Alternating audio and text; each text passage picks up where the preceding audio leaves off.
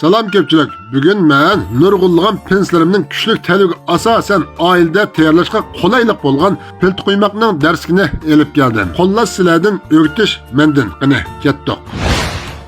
Oldi bilan 1 kilogram unga yarım qo'sh suda, 1 qo'sh ximtirash, yarım gram podapin az miqdorda zamicha, 3 qo'shiq shakar silib, yarım kilogram issiq suv quyib aralashtirib eritib olamiz. Unning ustiga quyib, cho'ki bilan aralashtirib, rasa chaylab ximir qilib, o'rab 40 minut bo'ldirib olamiz. Arliqda eskartib qo'ydiganimiz pilt quymoqni ximirni bo'loq mantinikidan bo'shirg'aroq yo'g'iramiz. So'zlabmi musher keptoq. Ko'pchilikniki meni rag'batlantirish yuzidan yurak belgisini besib, jaqaroq pil ayt qo'shinglarni chin ko'nglimdan umid qilaman. Ambalni maylab bo'ldirib olgan ximirni surat ko'rsatilgan bo'yicha chaylab, pilt qilib, yaltiroq bilan o'rab 20 minut tindirib olamiz. Qozonga ochiq yo'q gazir yog'idan quyib, normal qizg'andan keyin ximir tindirilgandan keyin ostini maylab, qo'l bilan besib, qing'roq bilan kesib, alay diqqat qilish tegishli ishlar.